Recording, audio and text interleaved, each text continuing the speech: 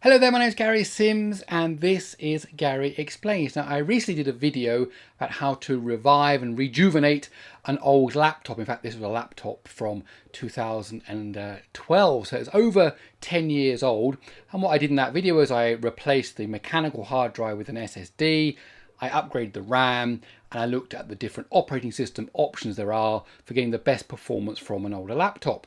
However, having done that, I did get quite a few comments saying, why didn't I change the thermal paste on the CPU and also check to see whether there was any dirt inside of the cooler? So I thought to myself, okay, let's do that and see if it makes any difference. So if you want to find out more, please let me explain. Okay, so taking apart a laptop is quite different to taking apart a desktop. Desktops generally are designed to be accessible, designed to kind of put in different things, drives, video cards, whatever.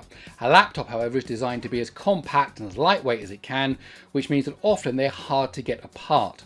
So if you're not confident with taking apart laptops, then I suggest you don't do this, or you find a person, a friend, member of the family, whoever, that is confident with this kind of things. First of all, there'll be lots of screws to undo, lots of plastic clips to kind of undo and prise off different covers. Then there'll be ribbon cables that need disconnecting, power cables that need disconnecting, and so on. So only if you're confident with a screwdriver and you're confident with taking apart fiddly little things should you proceed. Now, another tip before you start is you may find a teardown video for your laptop already somewhere on YouTube. So I do highly recommend that you watch that kind of video. If you don't might find the specific model, you may find something similar from the same company, Dell or whoever it is that you bought your laptop from, and they might have a kind of a teardown video, and that will help you understand the process you have to go through. Fortunately for my laptop, there was already a video which I watched, and it was as I expected, but it was good to see somebody else do it. So before you start, you take out the battery, you should take out the SSD, you should remove the RAM, and take about anything else out, like there's an SD card, slot with something in it, a piece of plastic for retaining, the DVD drive. If you've got any of those things, take them all out of the laptop. Then after that, you're going to need to start unscrewing. And on my laptop, there were lots of screws to undo, 10 or 15 or so. And normally with a laptop, this isn't true of every model is different, but normally you undo things on the bottom, then you flip it around and you take off the keyboard. Okay, so that's what you do on mine. You undo all the stuff on the bottom, you flip it over, take off the keyboard, take off the trackpad. When you take those off, again, ribbon cables that need to be prized very carefully off. Do it with care, take photos to make sure you know how to put it all back together, don't rush, don't force things, and gently take it all apart.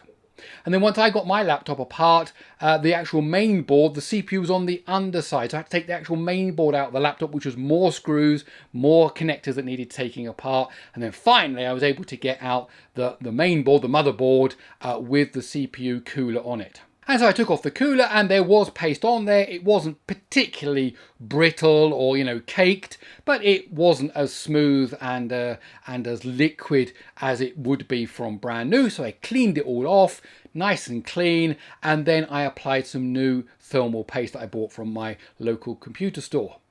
And then you need to put it all back in reverse, put it all back together, hoping at the end of it you don't end up with a cable left over or 3 screws and you say, where did these come from? I've managed to get it all back together, everything, nothing left over, all seemed to work, booted it up, and it did actually work again. So what I did is, before I started this process, I ran a couple of benchmarks, Geekbench and a web browser test, to see what kind of performance the laptop was giving me. I then went through the process, putting on the new thermal paste, cleaning it all up, putting it all back together, and then I ran the tests again.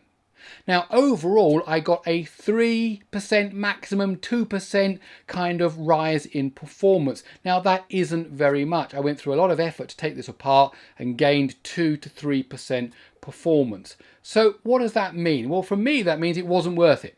It was a lot of effort, a lot of moments where my hands were trembling as I was trying to get apart these things, thinking if I break this cable now, the whole keyboard's going to die, just for a very minor increase in performance. And as I said, the thermal paste didn't look, particularly horrible. It wasn't good, but it wasn't particularly a horror scene. So from that sense, it didn't seem to make any difference.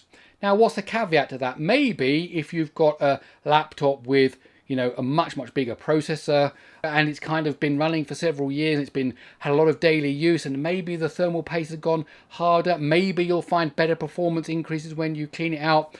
I'm sure it comes down to every use case. However, I was quite shocked that actually this didn't really make much difference at all. But if you think it will make a difference, then give it a go. Okay, that's it. My name's Gary Sims. This is Gary Explains. I really hope you enjoyed this video. If you did, please do give it a thumbs up. If you like these kind of videos, then why not stick around by subscribing to the channel. Okay, that's it. I'll see you in the next one.